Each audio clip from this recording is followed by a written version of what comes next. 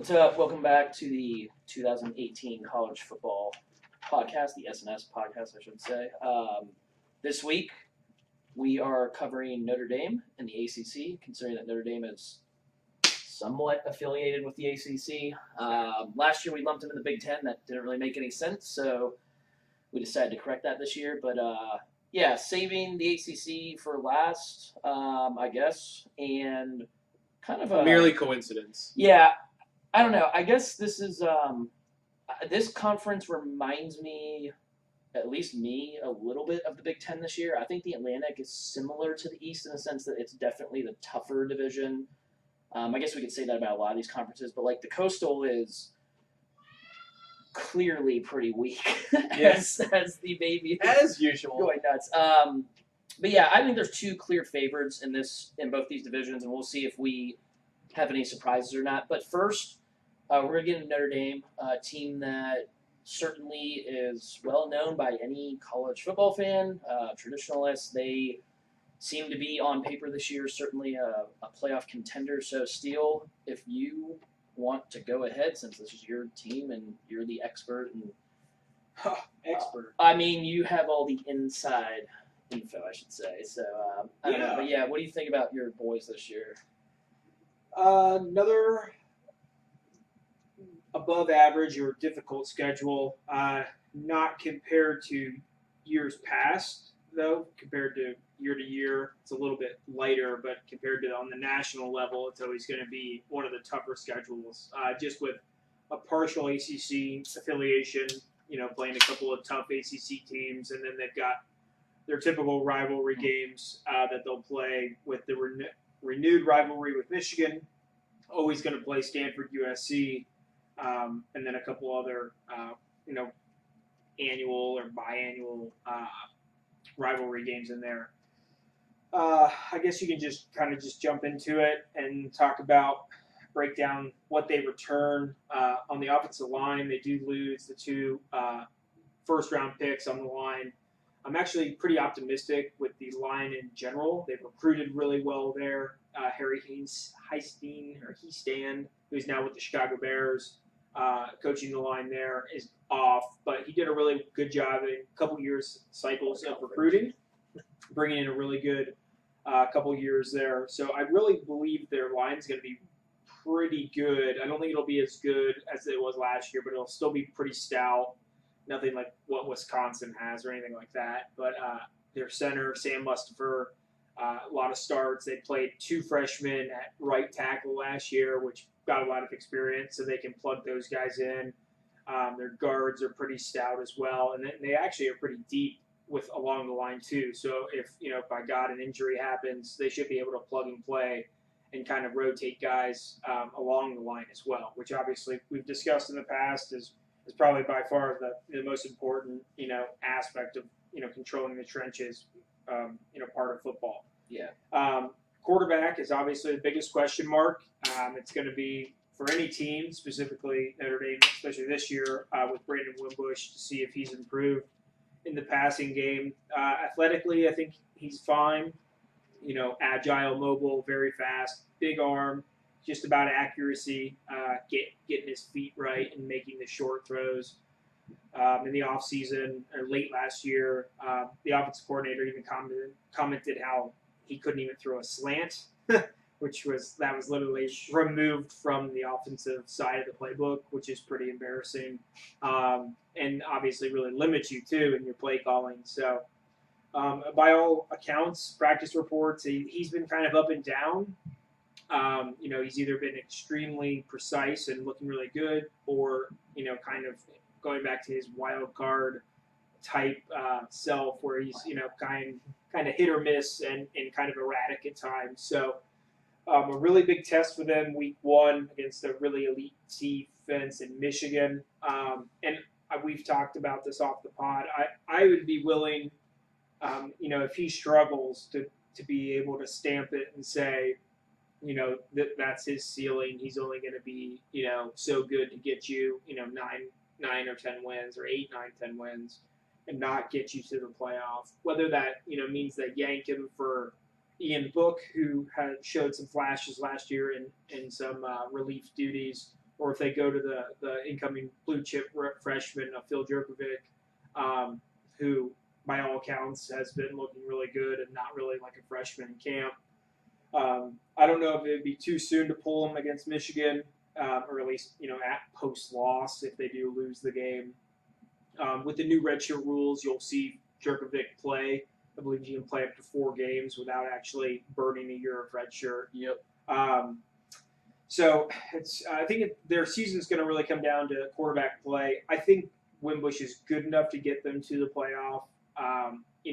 Week 1 he might struggle just based on the opponent, and they might try to get out of that game with 14, 17, 20 points max, and just kind of run the ball and keep it pretty simple, and then kind of grow throughout the year.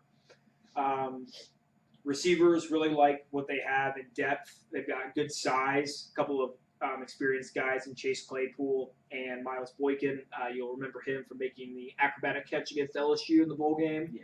And then they've got a couple of speedsters, younger guys, and Brandon Lindsay, who is like a track star out west, who originally committed to Oregon, or actually committed to Notre Dame, flipped to Oregon, and then flipped back once Taggart left Oregon. So they've got quite a bit of speed and actually some size, and they've recruited really, really well at the tight end position in the last couple of years. So they've got 2 or 3 really good athletic guys that can either play on the line or flex out. So they've got a lot of versatility. Chip Long has a lot of pieces to play with on offense. Defense, you lose Elko to Texas A&M because Notre Dame pussyfooted around and didn't want to up his pay. By all accounts, he came back to them, I guess, 2 or 3 times and said, I want more money.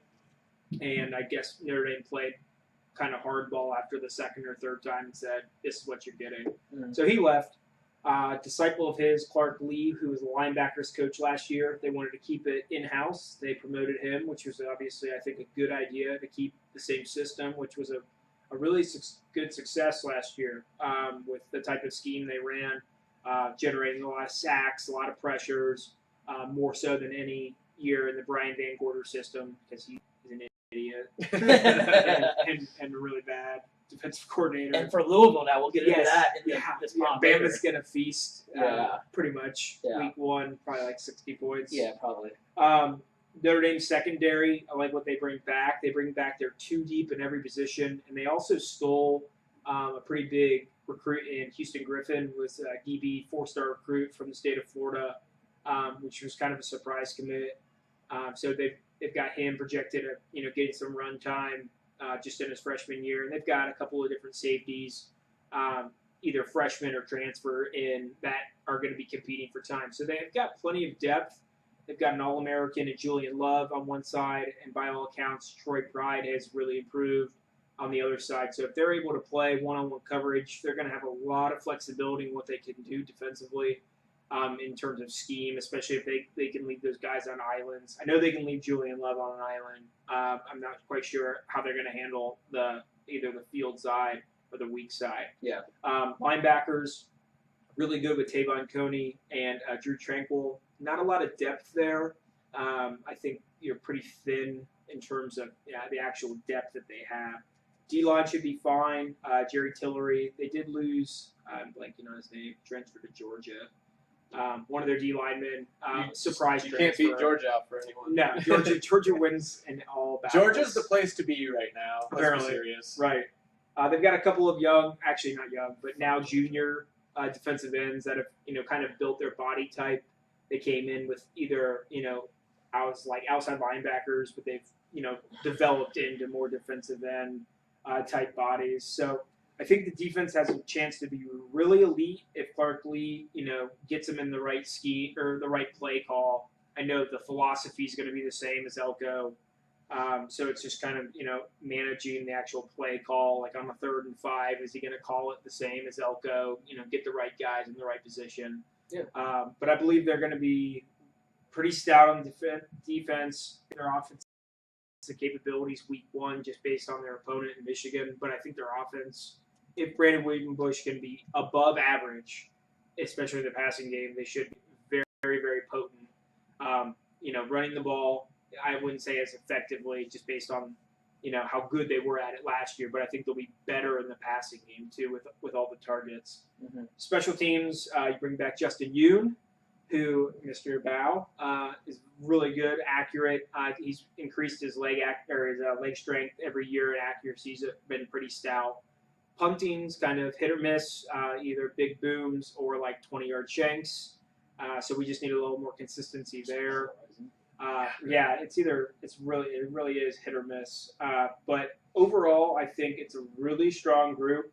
The schedule, like I said, is always going to be tougher than average, but I think for a Notre Dame type of schedule, it's a little bit weaker, just based on neutral site games, road games, and who they get at home. Yeah. So I think it's really going to come down to Wimbush, and that's pretty much your position by position breakdown.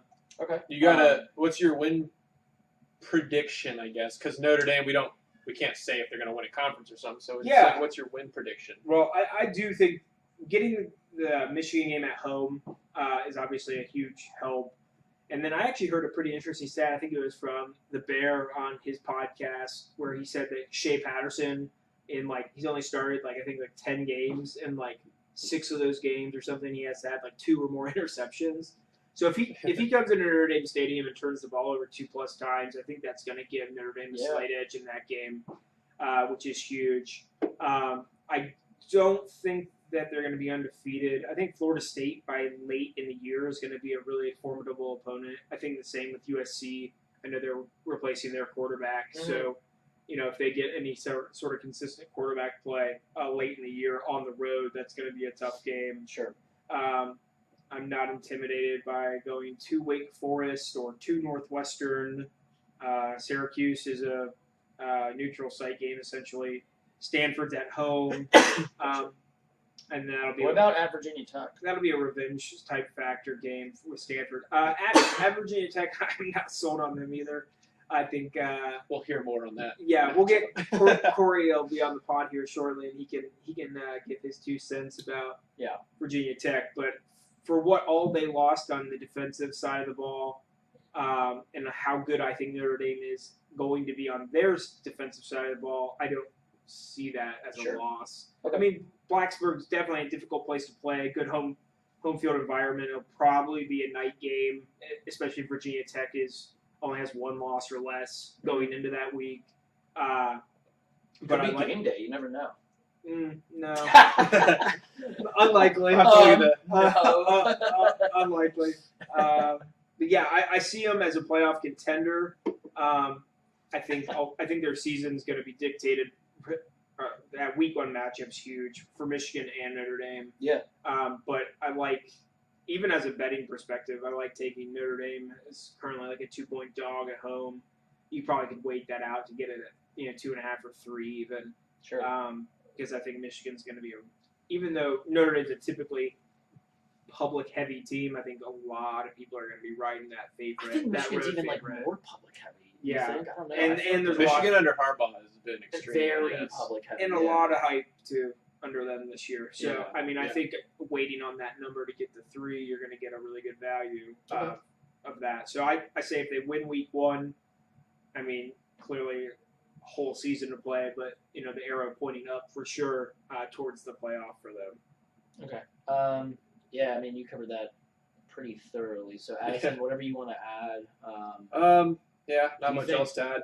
Defensively, they got 9 guys back with the loss of Elko. I don't know how much, because I don't know much about this guy that's replacing him. Apparently, he's this Mike Elko guy. So let's see if he continue what Mike Elko was doing, because I think we all agree that he's a pretty good defensive coach. Hell yeah. Offensively, I think Wimbush, I feel like he just had confidence issues sometimes last year, when things weren't going his way. Yeah, It just fell apart. Mentally. He needs to keep that from happening this year. just shut it down. And offensive line was such a big part of their attack. They lose their 2 best guys, obviously.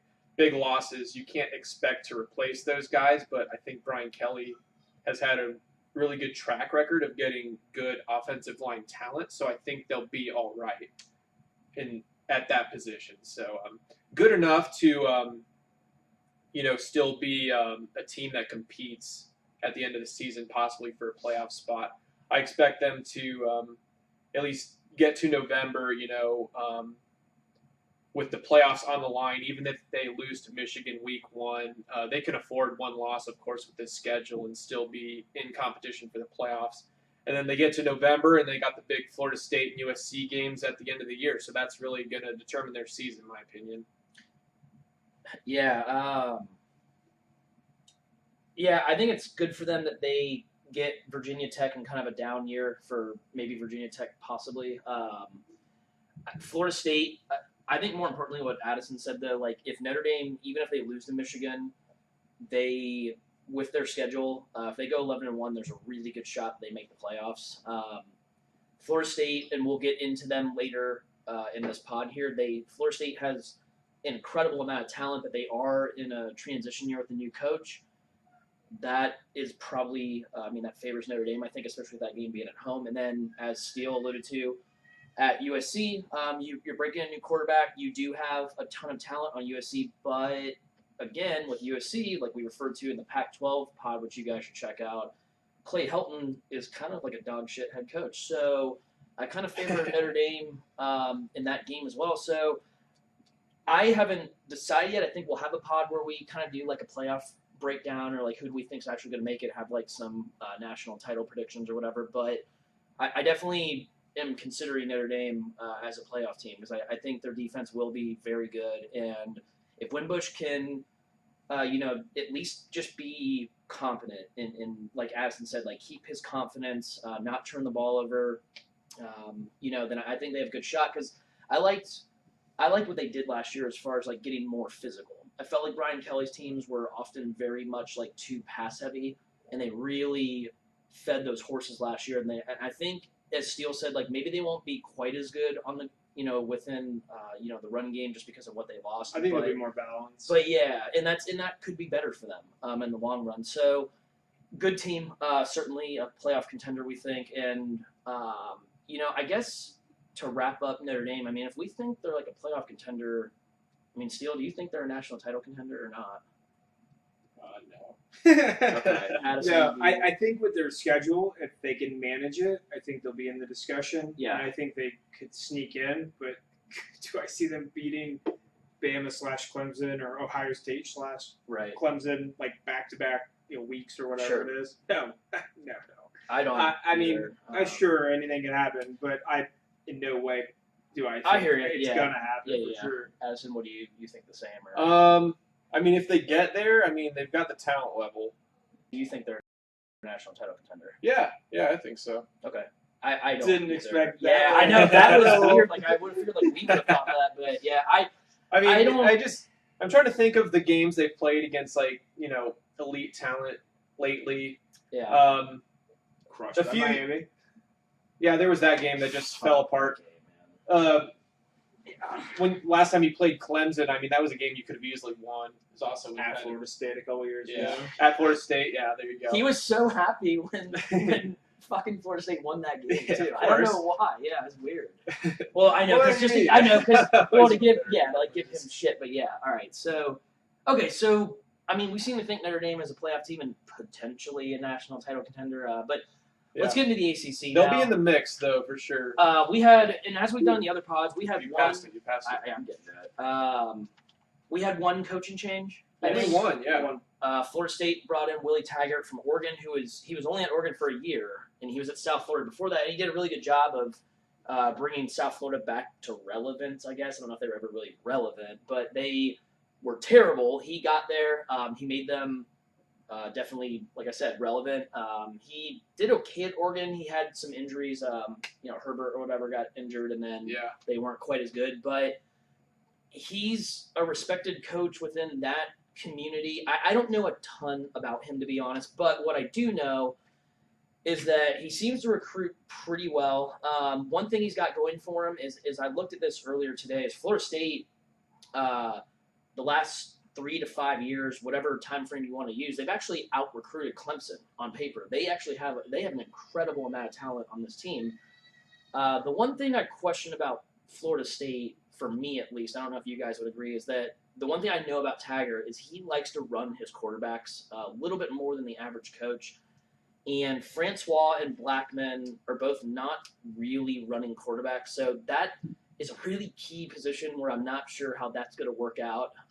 But they've got a really tough schedule this year. I guess we're just getting into Florida State since we have the coaching change. Yep. But, I mean, they've got Virginia Tech week 1. I think it's a good betting spot if you could have got Florida State less than 7, which I did. I don't know how Corey will feel about that, but he seems to be pretty confident about that game. But yeah, I think before his optimism started to grow, yeah, he agreed that Florida State was the play. yeah, but I mean, they've got some tricky games potentially. I mean, at Louisville, I mean, they should be favored in that game, but at Miami, at Notre Dame, they've got Florida, Clemson, Northern Illinois, which is not. I mean, that's a game they should win, but Northern Illinois is not a bad football team. They're one of those MACtion teams that sneaks up on people. Yeah, occasionally.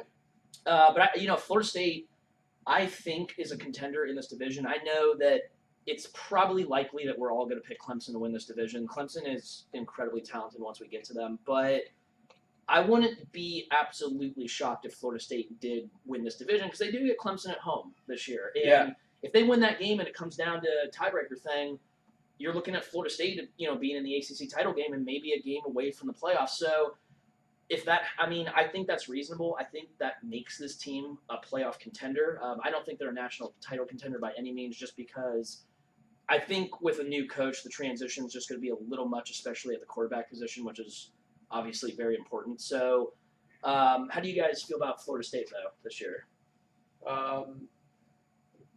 Well, I think last year, going into the season, I can't remember what our exact picks were, but I think we might have been split on how we felt about Florida State, I think Clemson. you 3 had Florida State and I had Clemson. Yeah, and that so- was reasonable because Florida State was Yeah. the media pick. Right, yeah. So just goes to show that it's definitely going to be up between Clemson or Florida State, no Yeah. question. So it's definitely possible that Florida State surprises us and wins this division. Right. You mentioned first-year head coach.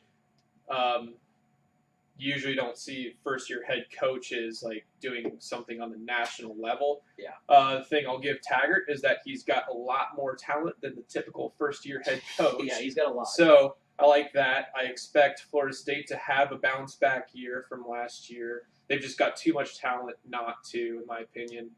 Last year, things just fell apart. It was really shocking what happened to this team last year, being top 3 to start the season. You mentioned they really do have probably top 3 talent, at least top 5 talent. They absolutely do. Yeah. Cam Akers. I was about to say, neither of you had said Cam Akers yet. Getting there. Cam Akers last year, solid freshman season. For Florida State to take the next jump, I'm looking for Cam Akers to have a breakout sophomore season. So we'll see if he does that. He was very highly touted coming in last year, so that's going to be a big thing for them. And you mentioned they get Clemson at home, so that could really matter when it comes down to the final ACC standings. So, I don't know. It's really interesting that they got a new head coach, but definitely they can challenge Clemson, I think. Steele. Yeah, no, a late shout out there to Cam Akers. Yeah. I thought I was going to be the first one to mention it. I think he's got. I thought he underwhelmed last year. I think he's going to be really as good as I advertised. think he's got some tremendous value. Yeah. For like a dark for Heisman. Yeah. pick. Yeah. Because he's going to get a ton of touches. I don't really believe in their quarterbacks just yet with Francois coming off the injury and Blackman. I think we have no idea who the quarterback's going to be. Right, which could hurt their numbers. Yeah. So I think Akers is going to benefit from that in the passing game, and obviously all the touches he's going to get on the ground. And what's interesting, with the quarterbacks, new head coach, it's like a fresh slate for both those guys. It's not like he's favoring one or the other. It's a competition. We Right. don't know as of this pod who's going to be the starter. So Right. I think their schedule is actually pretty favorable. I think they're going to lose to Virginia Tech week 1. right. Getting Clemson at home is huge. I don't either. I mean, I don't either. I bet Florida State already. if we're talking about ACC relevance, going to Notre Dame late in the year doesn't matter to them. Right. I mean, it does Yeah. for a playoff National spot. relevance, sure, no doubt. Yeah. But if we're talking about playoff contenders, I actually am going to take them to win their division over Clemson. Boom. Yeah, boom. Like it. How you like that right there? I do in like your it. face. I like Taggart. I like Taggart. Yeah, that's right. Big Clemson fan over there. Sure, in my face. I like Taggart probably a little bit more than your average Florida State fan, who is probably just like, well, I'd rehire this guy. Maybe, he won yeah. like 6 games at Oregon. Yeah. But I think he's more rooted there. You guys mentioned the recruiting. He's got some ties in there from South Florida days. But like you guys said, the cupboard's not bare for him in terms of recruiting because of what Jimbo did before he left for Excellent Texas recruiter, A&M. yeah. So I think he's able to kind of harness that, and he doesn't have to just like put people in positions that aren't going to succeed in his offense. I mean, he might have to tweak the quarterback a little bit for, like you mentioned, Nick, for running the ball more than what they're accustomed to. But again, you have Cam Akers to rely on. Right. You got some really talented receivers, and of course, you got a really good defense as well. So, with that Clemson game being at home, I give them a slight lean as my pick to win that actual division. Okay. So we have a surprise already. Piggybacking off of that game's only on October 27th, so that gives Clemson the entire month of November to rebound, and you could see 2 ACC teams. We've from talked about the same division. We've talked about possibly 2 SEC, 2 Big Ten, 2 ACC. I didn't think we were talking about 2 ACC. It's, but I mean, it's reasonable. Well, yeah, that scenario is reasonable. It's Florida definitely State, reasonable. yeah. Yeah. If there's 2 one-loss ACC teams, it's possible. Yeah, definitely. Could be a crazy year. All right, so I mean, we feel pretty strongly about Florida State. Let's get into the rest of this division. So I don't really have a lot to say about Syracuse. They're going to score points. They can't play defense. Do you guys have anything to say about them? They're just so weird. I like Dina. I feel like they get up for big games. Yeah. Like last year. Be careful if you go to the game. Yeah, they beat Clemson. They beat Virginia Tech 2 years ago. I thought they should have beat Miami, but they kind of blew it at the end of the game. They played Miami tough. Yeah. They played LSU tough. They played And at the Florida end of the State year, tough. they got smoked by some mediocre teams. Yeah, it's really so weird, yeah. This team, I don't know. Be cautious. The if you talent- go to the dome. They gave up 64 points to Wake. The talent is low, but they just get up for certain games. Like they can surprise. Yeah, you. What's his name back? That quarterback? Eric Dungy. Yeah. Yeah, he's back. Oh god. He's back. Watch out. All right, so we'll go to Wake real quick. It's funny. I decided to read about Wake for some reason today. The last 2 years, though, they've been a winning football team. And last year, they were competitive against a lot of, the big boys in this conference. So they're not, a gimme game, I think, this year by any means. I think this is possibly a 7 or 8 win team again. The thing is, this division's so tough that this isn't a contender by any means. But this isn't, just a blowout win for, a lot of these teams. Maybe Clemson or Florida State blows them out, but Notre Dame. Yeah. maybe Notre Dame, right? But I think this team's actually decently solid. They have a lot to say about them. I mean, I don't know a lot specifically about Wake. I think they try to ball control, run the ball. I think they're more spread. Unders. Take the under. Yeah. So we'll move on from Their that. offense started clicking later. Their in the year. offense set the Wake Forest record. I think feel- for points. Yeah. They do a lot of they're really good at jet sweeps and a lot of deception, which They used to be. There were a few years where they were just atrocious Putrid. offensively. Yeah. They've improved. All right, so next team will be the NC State Wolfpack. I think last year was interesting for them. I think some people thought they actually underwhelmed. A lot of people had this as a surprise ACC contender. And they do bring back an NFL caliber quarterback in Ryan Finley. Well, according to the media, sir. But this team is going to take a step back, though, this year, I think. They lost a lot on defense. I think they're really going to struggle on the line. They were very strong on the defensive line last year. Minus against Notre Dame, I believe, but who kind of ran all over a lot of teams. But I think this team definitely takes a step back from this division. I don't think they're a contender. If you guys want to add anything, I don't have anything else to say about them, really. I mean, defensive line, they had an elite defensive line last year. NFL draft picks. They lose all those guys. This program is not the caliber program that can just replace those guys. Yeah. I think they'll be solid offensively, but the defensive losses are really going to hurt.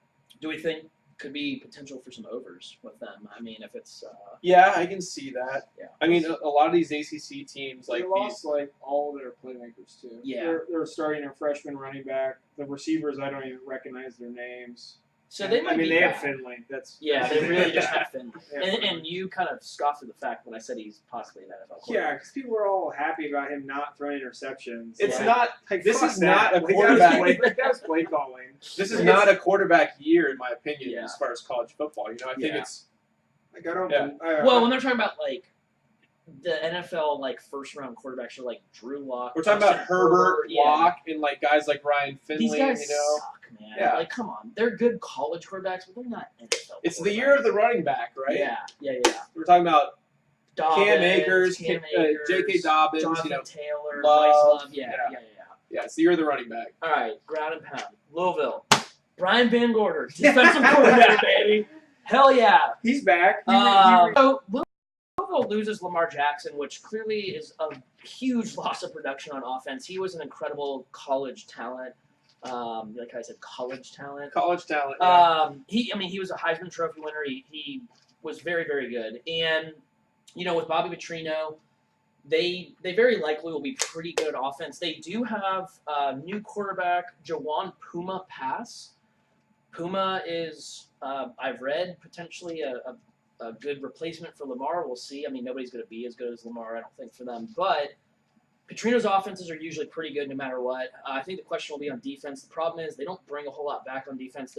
They're bringing in a very complex NFL blitzing scheme, which I'm not sure a lot of these college kids pick up right away with Van Gorder. So, I don't They know. were pretty atrocious. Yeah, too, Louisville's last year. schedule is actually decently manageable. I think some people I've read in the media think that they are a surprise contender. I don't think this team is a contender whatsoever in this division. What do you guys think?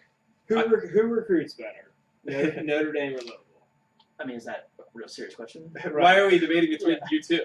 Because if you Oh, take Van Gorder, yeah. Van Gorder couldn't get shit out of the defenses that he coached at Yeah. Notre Dame. Yeah. He's not going to get much more or anywhere close to what Yeah. he got out of them in Notre Dame. So I don't think the defense is going to be good. They were essentially a sieve at Notre Dame where it was like, hey, we kept them under 50. Right. Yay.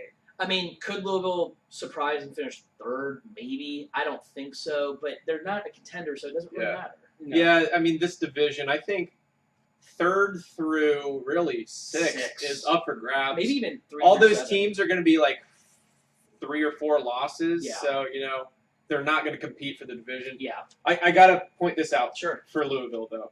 Corey sent this to us today. Des Fitzpatrick, receiver for Louisville, says every receiver in our receiver corps can honestly beat every one of their DBs in one-on-one coverage, referring to Alabama. So he's just given Alabama some bulletin board material going into that I week 1 think I'm game. gonna bet Very Alabama. stupid thing to do. Yeah. I'm gonna bet We Alabama. could beat Yeah. them all. I don't give a shit if it's like Yeah. 26 points. I'm betting them. Yeah. All right, next team. Team that I think we were all very surprised to see Phil Steele rank as high as he did. And really, from a lot of other media outlets, I've seen them potentially pretty high in this team. Boston College, who for a while was very mediocre, very, very atrocious on offense. Steve Adazio, it seems like he gets solid defense. They run the football. They control the clock. I think the big thing about BC this year is they bring back a lot of starters. They bring back 10 guys on offense. An offense that actually wasn't that terrible, especially at the end of last year. A lot of people are saying this team is a contender in this division and potentially the conference, I guess, if they're saying that. But I don't see it. I think this is a 2-horse race, as we've said over and over about this division. Yeah. But I do think this team I actually do think this team is the third best team in this division and is going to be a really tough out for Clemson and Florida State when they play. What do you guys think about BC this year? Yeah, I think the arrow's pointing up on their offense because I think they finally, found a quarterback that can, not be putrid. Right. And their running back was pretty productive, too, last year as well. So Yeah. I think they're both really young. It's not like they groomed this Strong guy and he's a offensive line, too. right, and he's not Yeah. a senior and he's ready to graduate. I think they're both sophomores. Yeah. So I think they're excited about, I guess, their talent level and the fact that they've got several years to go with them. Right. But that's the thing with them; they're pretty good, or pretty really good on defense. As long as they're not putrid on offense, they can compete with a lot of teams. But are they competing with Florida State and Clemson? No. Right. But like we said, they're kind of like in the middle of the road Pac ACC talent level team, just because they're not bringing in multiple 5-star recruits, annually. Would you guys think I don't know if you guys saw when I texted those, they remind me of Kansas State a lot. Like a lot of running. Yeah, control the clock, like shorten the game against the big for boys. sure, yeah. They're good for unders a lot of the time. They're definitely less creative on offense. Yeah. I think Bill Snyder and his OC at least try different formations. They do. They're more receptive. Or try to be at least with their running quarterback. This team just tries to grind you down. It's like it's play good defense, run the ball a lot. They do not like to throw. They haven't in years. It seems like. Do you guys think they're a contender? No. Okay. No. Okay, like I said, I was waiting. Thank you. Thank God. I think they are better than those other teams, Louisville, too. Wake, NC State. The thing is, they have a tougher draw than those They teams. do. They play. They have a shot at going 7-0 to start the year, but then they play Miami, Virginia Tech, Clemson, and Florida State all in a row. They could lose to Syracuse too. They could lose all those games. Yeah. So they lose 4, and then maybe they just don't give a fuck about that last game. But still, losing those 4, that could knock them out of the third spot easily. Yeah. So drawing Virginia Tech, Miami makes it tougher for them. All right, we're gonna move on to the media's clear favorite, Clemson Tigers. Clemson's been incredibly successful the last 5 years, basically under Dabo Swinney. It was surprising to me that I think last year and the year before they've started to really their recruiting has come up to like the level of like Ohio State, Alabama. I think Georgia and Florida State are both up there. But Clemson, a couple of their classes were like not even top 10, and I think that just goes to show like that Dabo just is doing a really good job. I think there was a lot of questions about him before they started winning. A lot of the bigger games before they got to the national title games that they obviously played very well in and won one of them, but. This team this year, I think they have the potential to be the best team in the country. I think it comes down to this true freshman at quarterback that seems to be the front runner to start, Trevor Lawrence, I believe. Yeah. And he, a huge recruit out of high school. Everything I've read about him is he's the real deal. And, Kelly Bryant wasn't bad last year, but I think – even Clemson fans would say that they think they're missing a little bit, and they were spoiled by Deshaun Watson. They expected him to be like the second coming. Yeah. So I think, and I will say that I remember this specifically, that Phil Steele and people like him didn't help matters with that, because when Deshaun Watson was a senior, he played all 4 years, right? I think he was a junior. 3. Okay, so when he was a junior, I remember Phil had in his quarterback's like little info bar or whatever, he said, "Oh, and they're really good at quarterback because they have Kelly Bryant, who is bigger and has a stronger arm." Like trying to say he could be like better than Deshaun Watson. Yeah, he was like a running back. Yeah. So anyway, but Clemson, the real beef on this team, though, the defensive line on paper is, potentially one of the best we've ever seen. Like they have 4 NFL first-round picks potentially, and it's not even just the starters. They've got 2 kids that I was reading about that they might be starting on any other team in the country. Like that happens at like Alabama, Ohio State, a lot of these teams, where they have these backups that come to these big schools and they might not play right away. But Clemson is definitely a national title contender. I have them winning this division. I think they do lose an ACC game, but I think they still. The one loss is enough to get them into the conference championship where they're going to smoke whoever they play. But, this team, I can't say enough about how good I think these guys. I think they're definitely going to be better than last year and as good as the teams that Watson was on. But how do you feel about it, Madison? I don't want to talk too much about the D-line because you already mentioned it. Yeah. I think everyone knows about it. Offensively, it's interesting, going with a true freshman quarterback if they end up doing. Yeah. Receivers, there's there's some new faces there for the most part, but from Clemson, we've kind of come to expect them to just like churn out top talent there. So they'll probably have some guys waiting in the wings. We'll see what they got there. Running backs, they've got a ton of talent there. I think they played a lot of guys in position last year. They bring back pretty much all of them. Really liked Travis Etienne at running back last year. He was a really good combo of speed and power. Averaged 7.2 yards per carry last year. So yeah, but it's not often. Like I really like this team, but how many times do you see a true freshman quarterback take a team to the national title? I for sure think they have the talent to, but it's just interesting. No, I think that's the question mark. If he's as good as advertised or even better, like I said, this team could be the best team in the country. If he's average though to below average because of growing pains, or if Bryant has to play and then you get a little bit of a problem there, then Steele's pick at Florida State, there's more value there than I think. So because Steele might be banking on that kind of thing, right? Steele, Clemson, how do you Did you mention the D line? I did, yeah. I mean, all four guys. Uncle Phil points out that they all could have gone early to the pros. Yeah, we said first round picks potentially. Yeah, and they all decided to come back. So going to be quite formidable in the trenches on the defensive side for sure. Same about Trevor Lawrence. Heard big hype about him. Cannon of an arm, deadly accurate. They project him to start. Probably you'll see some split time. I think it's possible early on. Just based on the fact, they have Furman week 1. Right. I doubt you'll see them split time at Texas A&M. Yeah, I don't think so. Just based on how big that matchup is. So somebody will probably, solidify themselves week 1. They'll probably use that as obviously a tune-up game. Right. Elite talent, recruiting's there. Dabo, great coach. Like how he handles his program as a whole. Like I said earlier, though, getting that game at Florida State, obviously going to be a night game, ruckus environment. They're out of conference is a little trickier at Texas A&M, and then they do not play Notre Dame, which is not like the greatest or like the biggest relief to them. But Florida State does play them, I guess. You get South Carolina rivalry game at the end. Yeah. Muschamp. Yeah. I like South Carolina. All right, we'll see. Whatever.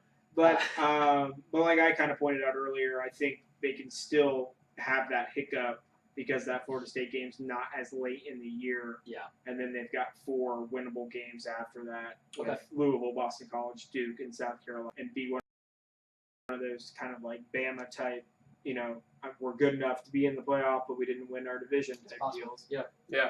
There's a lot of those scenarios that could happen this year. I agree. Yeah, I think it all comes from, except for, I guess, the SEC, but we felt the same way about the Big Ten East, where we feel like the only way 2 teams get in from the Big Ten or the ACC is from the same division, it seems like. Yeah, it's kind of weird how it always seems like in every conference, like one division is like so like ACC, Coastal, which we're about to get into, and then Pac-12 South, which I actually think is the worst division in football this year, and then the Big Ten West. They're so much worse than the other divisions, like in their conference. It's crazy. But all right, so let's move on to the Coastal, which I hope I didn't kill anybody's dreams of us saying that this was going to be a good division or anything. I have nothing to say about Virginia. I don't really either. The coach is back. They made a bowl last year. Good job, Carruthers. Pitt Panthers. Narduzzi. Mediocre defense, shit offense. That's it. Onward? They did improve defensively last year, so I don't know. Onward. Yeah. Georgia Tech. Always, this is a tricky team to play. We'll pause on this team a little bit. Always respect the triple. This is a tricky team to play, and it's tricky if you play this team and then you have a big game the following week because you get your linemen get the shit kicked out of them by we know from playing triple option offense in high school, these guys are cutting the fuck out of your defensive line. Like, you get beat up when you play a triple option team. So yeah, you get beat up physically and mentally. It's tough to prepare. It's the great equalizer. Paul Johnson. He knows what he's doing. I think when we get Corey on from Denver in a few minutes here for a Virginia Tech preview, since he's an alum, he seems to think that like a lot of these teams are contenders in this division, but I don't think Georgia Tech's a contender at all. Do you guys feel that way, or? This is actually my surprise team in the division. Wow. Yeah, because this is a program that you seem to not Holy know. shit. This is a program that you seem to not know what you're going to get from them. I mean, they could be 11 wins one year and then 3 wins the next year. Their style of football being triple option, I think a lot of it comes down to their offense being, able to execute, being efficient, not turning the football over, just being sharp, that kind of thing. They return most of that offense, right? They return like 9 guys. They return a lot, yeah. That's the reason I like them. If their offense is running smoothly, it's a pain in the ass to play. Okay. And they're capable of turning things around quickly, I think, just because I think this style of offense was mentioned. It is a great equalizer. They don't have the talent of these other teams, but if they can play their game at a high level, then occasionally they have that breakout year. So So you think they're a contender for sure then? Yeah. Okay. Do you have them? No. They're not a contender for the division. They're my surprise team. Like that could finish like second. Yeah, that could like win 9 games out of nowhere. Okay. Finish second. Do you have anything about Georgia Tech? Do you think they're a contender at all? Or? No, I love Georgia Tech. Yeah. They love the option. Yeah, respect it. Yeah. Or get burned by it. Yeah. Those are your options. Okay. Yeah. So yeah, Paul Johnson, his days at Navy obviously was, highly productive with that offense. Like you mentioned, it's hard to prepare for. It's draining, so you usually see a lapse either the week after or obviously the week of when you're playing, and just mentally the assignments that you have to follow defensively and then physically as well. So I agree with Addison. Surprise team. I don't think they're going to compete for the title or anything, but you better come prepared or you might walk away with a loss. Okay. Next team, we got Virginia Tech, one of our founding podcast members. He is an alum, Corey from Denver. I'm sure we can get him on the phone here. They are usually very solid on defense. They brought in Justin Fuente 3 years ago and definitely spreading it out a little bit more on offense these days. This team, I think, coming into the year was looked at a little more favorably until they lost a lot of guys to like suspension. They've lost a lot of guys on defense, and I think this team though injury, weed. Yeah, I don't know what all this stuff is. All kinds of stuff. They got a little bit of a possible quandary at quarterback, I guess if that's the right word. They do bring back Josh Jackson, who started last year. He was average, according to Corey and most people that described it. There's kid from Kansas that's a transfer, apparently, that we call Kansas. I don't even want to know his real name, actually. Yeah. But, Are we really thinking about that? Yeah. But, I think this team is... Well, I don't know. I guess we'll get into what you guys think before we get... Addison, you go ahead and then Steele, and then if we want to give our picks before we get Corey, if we think they're a contender, and then we'll get him on. But Josh Jackson is a freshman last year. He put up some numbers. Corey, as he'll mention, didn't really like his arm strength and probably doesn't expect him to be able to take them to the next level. They lose a lot of very important guys on defense. We're really going to see what Bud Foster can do because they only had 12 starters back on the whole team, and then they've had some attrition in the off season. So besides that, I don't really have much more to say. So I got a piece. So. Go for it. Addison's leaving. Bye. Podcast. No, I won't add much more than that because I'm sure Corey will dive into it, similar to my Notre Dame breakdown, just because he, obviously went there and knows the most about it. He's the insider for sure. But I would say let's break down Miami. Well, do you think this team's a contender for this division? Yeah, them in Miami. So he left. Surprise number 2. I have them winning the division. Oh, okay. Now, I know it doesn't make a whole lot of sense because of how much they lost on defense, but when I went through the schedule and the fact that I think they are going to put up some points in offense. I'm really banking on Bud Foster this year. Like Corey likes to talk about how good Bud Foster is, and I respect this man. We're going to see it this year. We're going to see if these young corners can be put on an island and they can blitz the hell out of these teams. They've got like 3 cupcakes after Florida State. The thing is, I have them beating Miami, and then when we get into the Miami, when we get into the Miami breakdown is what I was trying to get at. I think they'll see on the pod coming up that I don't think Miami's as good as everyone thinks. So.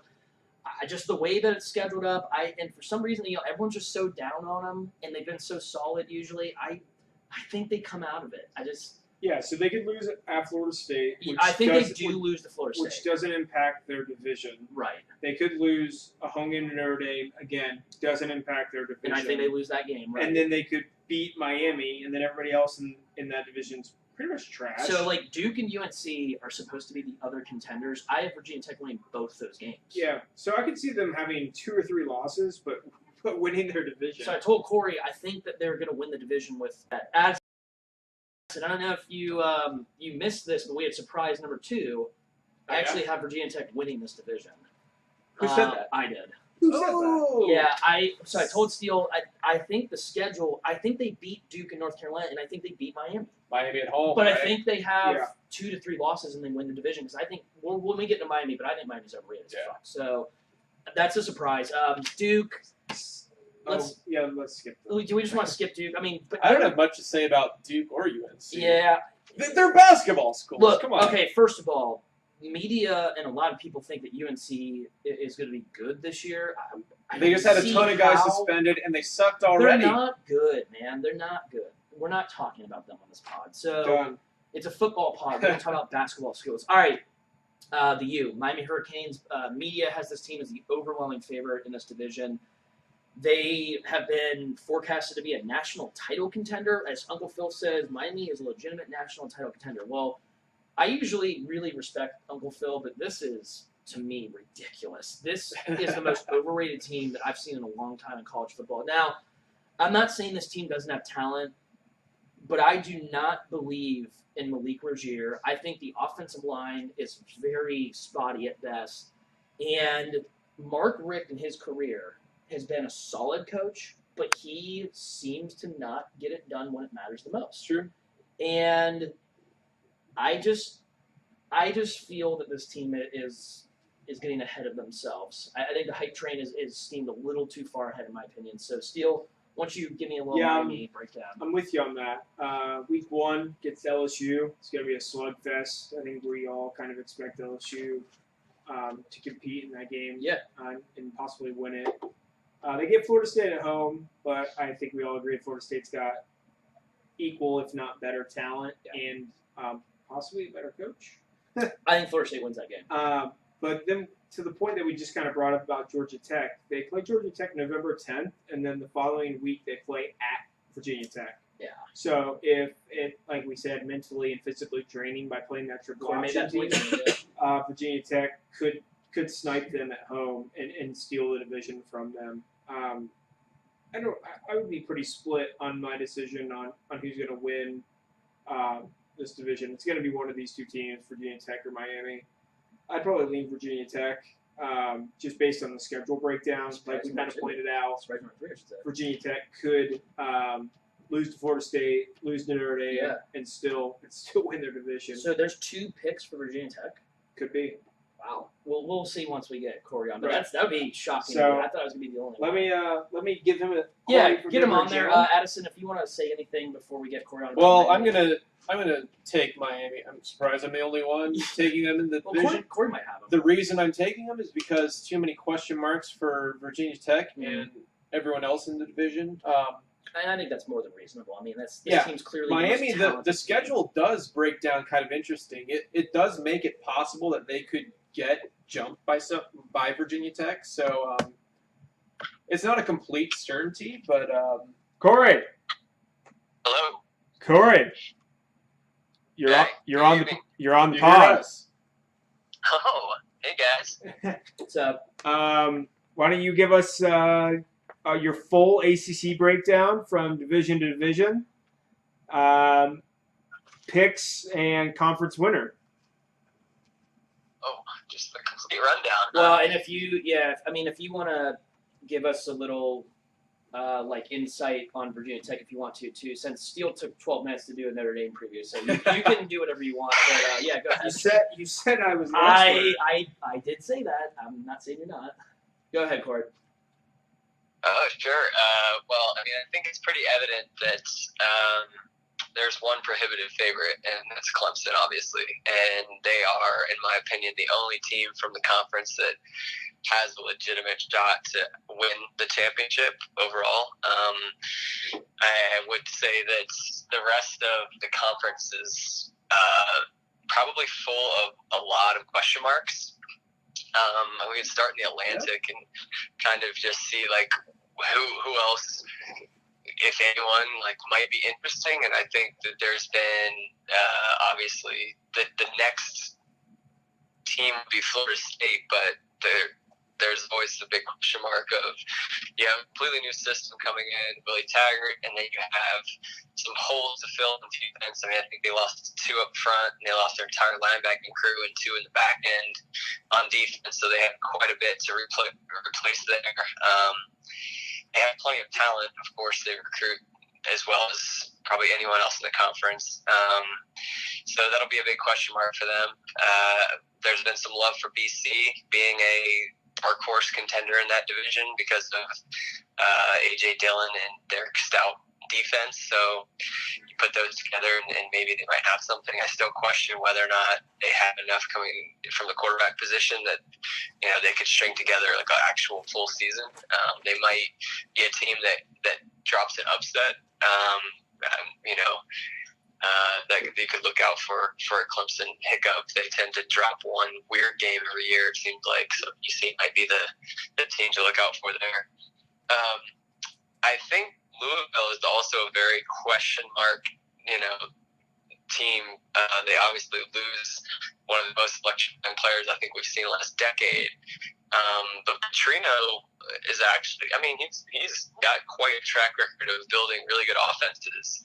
I don't think I have a lot of worry that they're going to be good on offense again. The thing that worries me, or the big question marks, are, of course, can they play defense and can they protect their new quarterback, our good friend from the past? They've struggled with those two things the last year and a half or so. So if they continue to do that, they're going to be, a middle of the road team that's going to be good, but not really a legitimate contender even to win that division. So, I think, all in all, it's just basically Clemson's to lose on that side. On the coastal, I think you have a little bit more. You have a little bit more. Who knows what the hell's going to happen type of scenario. Wheel of Destiny, right? So what was that? The Wheel of Destiny. Oh yes. The ACC Coastal Wheel of Destiny. Yeah. You can chalk it up to every week. It's possible that anyone could win any game. With the exception of Virginia, I really don't think that they have any talent whatsoever. They recruit terribly. I don't know what Broncos' 5 to 10 year plan is, but I think that team is going to regress. I don't know how they made a bowl last year, but I don't see them winning more than 5 games this year. Yeah. But the rest of the teams, from Duke, UNC somehow is supposed to be good. I'm not buying them personally until I see it. They never played defense under Larry Fedora. I don't see them playing defense again this year, and I don't trust either one of the quarterbacks that they might put out there. So until they can show me that they have Mitch Trubisky or someone that can run that offense sufficiently to compensate for their terrible defense, I'm not buying UNC as a legitimate threat at all. I know our good friend Uncle Phil sent. That doesn't sound good. So I think we have technical difficulties or lost Corey. Is your phone charged all the way? Call back. No, we got Call back. We got phone charge. We'll get him back on here. He's probably still talking about the coastal. Call failure. Call failure. He brought up a good point about UNC. They don't play any defense under No, Fedora, they never and do. they have horrible quarterbacks. The one guy's name is Chaz, so they're not good. We'll get him back on though, but Corey Leggett. Oh, no, I think he's probably trying to call you or something. Call failure. We'll get this on, guys. But yeah, I mean, he clearly said what everyone thinks about the Atlantic as well. Clemson's clearly the favorite. Florida State has a chance. Everyone else is decently solid, but Corey. Yay, He's back. We lost you for a sec, so I don't know if you kept talking, but We lost you around talking about UNC's terrible defense. Yeah, so I'm writing them off. I mean, like I said, I think unless they can figure out whether or not one of their quarterbacks is going to be the next Mitch Trubisky, and their offense is going to lead them to wins in like the 40s, I just don't buy them. yeah, I think Duke could be an interesting team in terms of you're not quite sure what you're going to get. I think they have a legitimate quarterback. Daniel Jones is, athletic, tall, pretty good passer. They have a ton of experience. Their defense is supposed to be pretty good.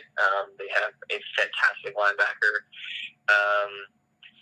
So that's, they're a legitimate team that could beat anyone else in that division, including Miami, who is by far the favorite, I think, among all of the preseason publications, which makes perfect sense. They're the most talented team, without question, in that division. The big question mark, I think, is, of course, the quarterback. They ran into trouble last year, several different teams that were far inferior, particularly because Malik Rozier was bad, and it seems like he's going to be the guy again this year, and there's no indication that N'Kosi Perry or anyone else is going to take over. I feel like if they were going to do that, it would have been, more talked about by now, but yeah. that's not going to be the case, which is a very big problem, I think, for Miami, because with his inconsistent play, it's gonna bite them in at least one or two games. So that's how I view Miami. I think they probably have the inside track. If I had to pick, I'd pick Miami to win that division, but I don't think that they're a shoe-in to win it. I think that they're going to have many close games like they did last year, where if they don't win those, one-score games like they did last year, they could end up with 2 losses in the division. And then, let's see, I guess I would say a big surprise team, before I get to any Virginia Tech talk, would be, I think that the Bees. There's the beat. Me and Steele agree with you. Every 3 to 4 years, Paul Johnson turns out like a 10-win season, kind of surprises people. They do some like bend don't break type defense, but then they have an experienced quarterback. They have, I think, all of their top 4 ball carriers back from last year. Of course, they run that stupid triple option. So Don't you be disrespectful. guys, really makes a difference when you have all the people that are handling the ball in every snap, know what they're doing. So I would say that Georgia Tech could very well be a competitive team, and it could be an outside surprise team to win that division. And then finally, I have my young Hokies. I have a lot of optimism for them. They have to replace a ton on defense, which is their big question mark, which is sort of the theme of the division. You got Bud, though. Yeah, so from top to bottom on front line all the way to the back end on defense, it's, restocking people left and right. A lot of times we're looking at redshirt freshmen or sophomores filling those holes, which a lot of them haven't started the competitive games. So that's going to be the biggest question mark. How quickly can Bud Foster get the defense into a position where those guys know what they're doing and not have a lot of breakdowns? So that's their big question mark. I think the big thing to look out for, they play Miami late in the season. It's the second to last week of the year in Blacksburg. It's going to be cold in November. Miami is coming off of a visit to Atlanta and playing the Bees. Weird. So Miami has to go to Atlanta to play Georgia Tech, followed up to Blacksburg to play Virginia Tech. So Miami, that's a too tough late season stretch for them. So people that are leaning Miami, that's something to really look out for. That head-to-head game against Virginia Tech is likely a deciding factor if you're thinking both of those are the top 2 teams in the division, which I kind of do. Even with all the replacement parts, I think Virginia Tech has got more talent and is better than on paper than Georgia Tech, Duke, UNC. Yeah, that head-to-head matchup, like we said last year against Miami, Virginia Tech, the winner of that, I think likely has the inside track. And right now, I'd give the edge to Miami just because of experience and talent. But late in the year, if the defense can come around, I think Virginia Tech could give them a really good game. So that's a quick wrap up there, I think. Corey, if I told you that somebody on this pod not on the screen. If I told you that somebody on this pod picked Florida State to win the Atlantic, how much would that surprise you? I think that would very much surprise me. Yeah. So they have actually. I don't really love. I guess, well, if you're talking just an ACC play, I think out of conference, they might rack up more losses, but could still potentially win that division. I don't know. I mean, they have a 2-game stretch where they're at Louisville, at Miami. I think they lose one of those games. They have, of course, Clemson. And then, I don't see it. I don't buy it. Clemson's too good. So if that surprised you, then how much would it surprise you if I told you that 2 of the 3 first picks for the Coastal had Virginia Tech winning the division? I mean, I think that's a far more likely scenario. Yeah. I'm not saying that in terms of trying to make a comparison between Virginia Tech and Florida State. No doubt. I think it's just a matter of I could see Miami having a higher propensity to lose a 1 or 2 stupid games than I could Clemson. So that's basically all I'm coming from. So I don't think that picking Virginia Tech to win the Coastal is nearly as surprising as picking Florida State to win the Atlantic. Right, yeah. So Steele had Florida State versus – are you going official Virginia Tech, Steele? Yes. All right. Addison had Clemson versus Miami, which I think is obviously the media and everybody's pick for the most part. Yeah, it's boring. No, I mean, but it's obviously they're the most talented. But I'm not saying that because of the media. It's just what I think. Fake news. Okay. And then I had Clemson versus Virginia Tech. And I think – now, did we all agree before Corey came on that Clemson's the only national title contender? No. Steele, did you think Florida No. State's a national title contender? No, my comment was that I couldn't remember what you could, said. based on the schedule of when Florida State could beat Clemson, that you could possibly have 2 ACC teams. Oh, that's right. That was the surprise. That was the major surprise. I think that Addison, I thought, is we started to realize that all offseason we were thinking that the SEC was the obvious conference for maybe 2 playoff teams. Then we started, during the Big Ten pod to think that, okay, they could potentially get 2 teams from the East in. But then Steele did bring up a good point how that scenario could play out, and I wanted to see what you thought about that, Corey. In his scenario, it makes sense to us that Florida State and Clemson could both make it. What do you think about that?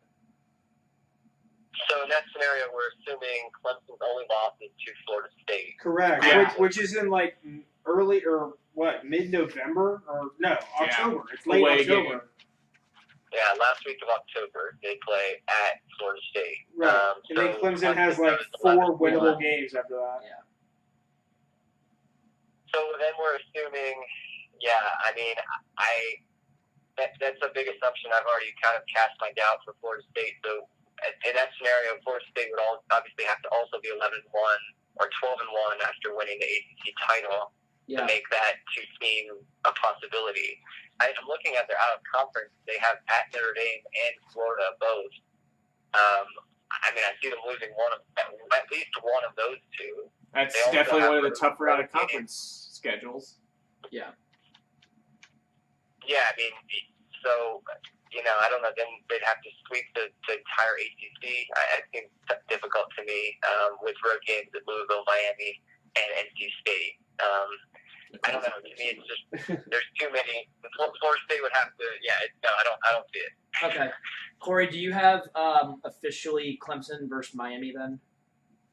Yeah, I do. And then Clemson obviously winning it. Okay. And then at the beginning of the pod, as I alluded to, we talked about Notre Dame, and I think we all agreed that they're potentially a playoff team. Now, there's been a lot of surprises in this podcast. Steele and I both said that we don't think Notre Dame's a national title contender this year, and Addison, of all people, said that he thinks that Notre Dame is a title contender if they can get to the playoffs. If you want to give just like a brief synopsis or whatever you think about Notre Dame, what do you think about them this year, I guess? I think Notre Dame is going to do they're going to have a very similar year. I see them having a very similar year as they did last year. I think it'll be very successful. I just think, and we've talked about this kind of off pod amongst ourselves, the fact that they don't play in a conference, I think significantly hurts them, particularly if they have one loss and they're going up against a couple other schools with one loss. And then you start talking, you drop a second game, and you're comparing them to maybe a 2-loss, I mean, that's never happened, but a 2-loss conference champion. It's just going to be difficult, I think, to discount the whole committee emphasis on conference champion thing. And I don't know, I think it's stupid, but I do think that that's something that might be held against them, or at least maybe held for the team that they might be compared against. But I personally, looking at their schedule, I think it's actually more manageable than the typical Notre Dame schedule is. They tend to schedule all the difficult, out of nowhere games. But this year, I don't think it's all that difficult. I mean, Michigan at week 1 is going to me be like the deciding factor in their season. I could see them. They win that, they might rattle off. I mean, they could be 9-10-0. Yeah, but then they could collapse at that point. Yeah, I mean, there's not a lot in their way. I said, they've got a big November. I said that they'll get to November as a definite playoff contender, and then that's when we'll see what happens. What they're made of, Because they play Florida State and USC right at the end of the year. I see them losing 2 games. All right. Whether that be, and so that to me just completely eliminates them from playoff. I think they're going to be right on the outside. Yeah, for sure. I agree. Probably come November, they're going to be right in the hunt like they were last year, and then their second loss would be one of those either Florida State or at USC games, probably. That's what I was alluding to when I said. Okay, so we've got 3 of us that think they're a playoff contender. But the thing about what I said is I think they can win the playoff is if they get through that. I'm operating under the built-in assumption that if they get through that schedule, they will have proven themselves to be capable of winning the playoff. I think if they can go 11-1 against that schedule, then it would not surprise me if they won. Okay, I think that's more than reasonable. I don't have a problem with that. All right, so Corey, before I guess we wrap up this pod, just because I don't think we got your Big Ten picks real quick. I know this is an ACC Notre Dame pod, but did you want to give real quick your East and West Big Ten picks? And if you look on that pod, I don't know if you watched it. We had Ohio State with urban scenario, Ohio State without urban scenario. If you want to do that, that's fine. Yeah, and also DJ Durkin. If that changes your picks at all. Yeah, if you had Maryland possibly winning the Big Ten, then you can comment on that. But if you want to give your East and West for that real quick, just because that's the only conference that I didn't get your picks for, I think. And then if you want to give a conference champion, how many playoff contenders, all that thing real quick if you want to break that down. Yeah, I do want to take one step back. I also think outside the schedule, and we saw a report today from Notre Dame camp that they still have a quarterback that seems to have very inconsistent, wild inaccuracy problems. And to the extent they can't actually have a reliable passing game, that's going to probably lead to some of the same difficulties that they saw last year. So we'll see how long Wimbush kind of runs as the guy, but I don't know. I'm not sure that he's going to be the answer. Yeah, Brian Kelly might wreck his confidence. Moving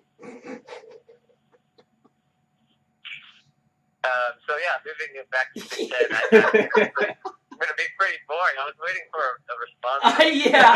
No, you're good. I thought Steele was going to say something to defend him, but he didn't. So him and I are just laughing behind Addison right now. So we're enjoying ourselves. But yeah, if you don't have anything else about Notre Dame or the ACC, if you want to give those Big Ten picks real quick, and then we'll probably wrap it up after that. Little bonus. Yeah, a little bonus action.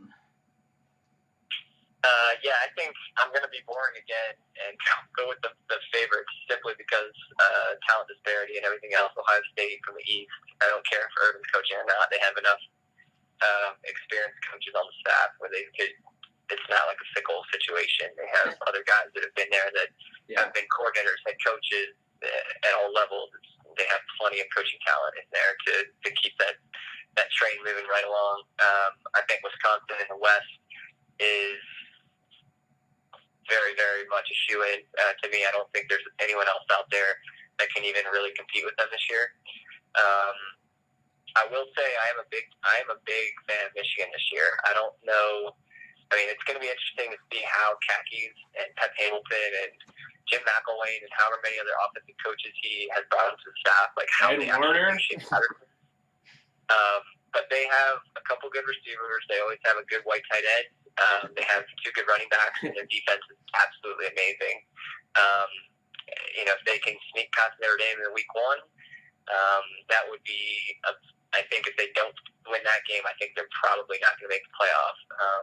Even if they end up winning the Big Ten, because I don't see them going through the Big Ten undefeated. But Michigan, I think, to me, outside of Ohio State, that's the team that I would say has the next best shot.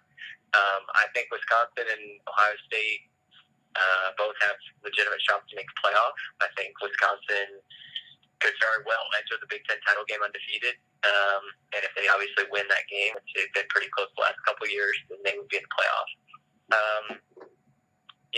Other than that, I think Michigan can get an offense. I would say watch out for them. I think they might turn the corner. Yeah, I was going to ask you, I guess the only other, this isn't like, I don't know, this isn't a big deal, but I was a little surprised that the media and a lot of people seem to think that Michigan State is a contender in the East. Addison, Steele, and I, and even Scott Morgan from Toledo, none of us we don't think that Sparty's a contender. Do you think they're a contender at all? I do not. Okay. I think they play way too many close games. I know that's like their style, and Antonio coaches it that way, and they play good defense and fundamentals, and there's a reason why they win all these close games. Yeah. But their talent is like mid-30s on like 5-year recruiting average, which is not enough to really compete. Even if they somehow win the East and get through to the Big Ten title game, or let's say they even win the Big Ten, if we're talking contender in terms of Big Ten, I don't know. I have to look at exactly the schedule, but I don't even know. I don't see them. I don't buy them. Okay.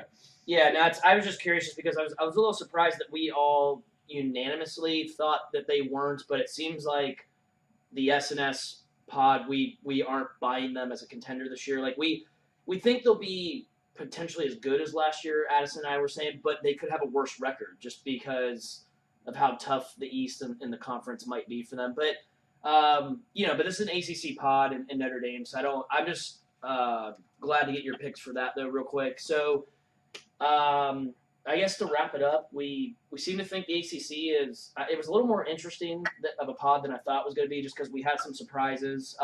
We feel very strongly about Clemson, obviously, as everybody does. I think we seem to have. I think the majority of us, like us 3 that were first on before Corey, seem to like Florida State a little bit more than him. But for the Coastal, that definitely seems a lot more wide open than I even thought. Just because everyone was picking Miami, like media, like everyone's saying Miami's a shoe-in. There's people calling for Miami to be a national title contender. And Corey, before you came on, I said that I thought Miami was the most overrated program this year. According to the media and such, I don't buy them as a national title contender at all. And we pretty much, you echoed what we said. We said the Coastal's wide open. These 2 said that Georgia Tech's a surprise team. Steele and I said Virginia Tech is the winner of the division. So this podcast clearly feels that Miami is not an overwhelming favorite, even if they are more talented. But overall, it seems that we think that Clemson is, potentially national title contender. Steele and Addison, we're talking about Florida State potentially being a title contender if they get through that schedule. And then Notre Dame as well. So if you guys have any closing thoughts before we wrap up the pod, Steele, Notre Dame, what do we think? No? Title, ship it. Addison, anything?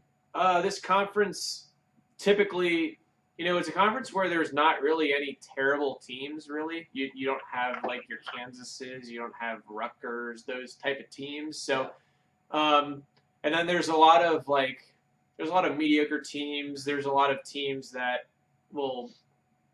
There's going to be a lot of bowl eligible teams, those type of teams, and then you've got a few couple of elite teams, and so typical ACC. There's a lot of competition, I feel like, in this conference. Not necessarily for the top, but the middle of the conference, Yeah. All right, so, we got all of our thoughts, and I think the next pod, even, because I know you'll be gone, but even if we get into, week 1 or so, I think the next pod we're probably going to have, playoff picks and, a national champion, I guess. And bets. And bets. We're going to start getting into bets. That's something that we'll be pretty heavy on in the regular season with the pod. But until then, this is the SNS 2018 College Football Podcast presented by House Beer. See you guys next time. Get it.